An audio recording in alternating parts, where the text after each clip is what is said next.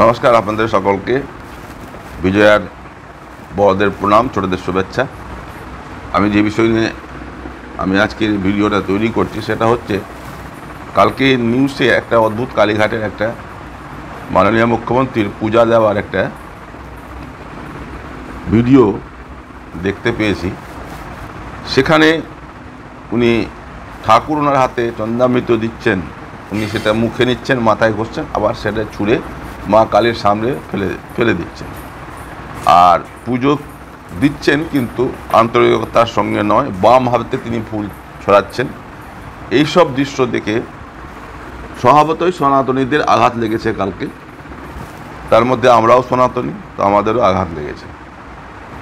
পুজোর এই, যদি আপনি দেবতাকে সত্যিকারের মানেন তাহলে আপনি শ্রদ্ধা ভক্তিভাবে পূজা করুন, বা যদি না মানেন তাহলে আপনি সেখানে না গিয়ে বাইরে থেকেই চলে আসুন।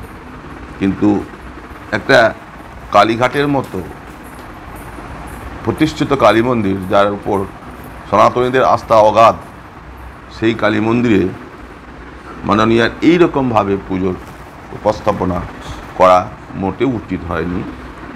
খুব আমরা আঘাতপ্রাপ্ত।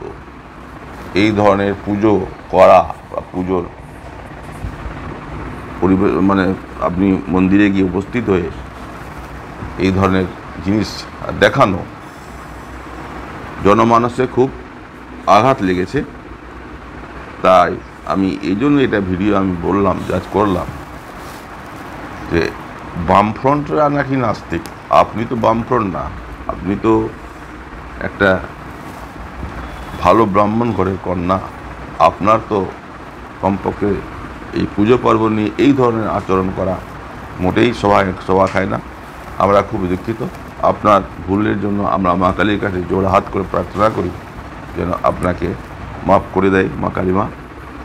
এইটুকুই আমরা চাইতে পারি, এর বেশিতে আমরা আর কিছু বলতে পারবো না। কেন আপনি কী কারণে ভুল করেছেন সেটা আপনার ব্যাপার, আপনার ব্যক্তিগত ব্যাপার। এবার আমাদের যেটা খারাপ লাগে সেটাই আমরা সামনে তুলে ধরলাম। আপনি যদি এই আমার ভিডিওতে কোনো রকম আপনাকে আঘাত লাগে তাহলে আমি ক্ষমা প্রার্থী। নমস্কার, আপনারা সকলে ভালো থাকবেন, সুস্থ থাকবেন, আর শান্তি থাকবেন। সময়টা ভালো নয়, এখন সময়টা 1 মাস খারাপ যাবে। নমস্কার, সকলে ভালো থাকবেন।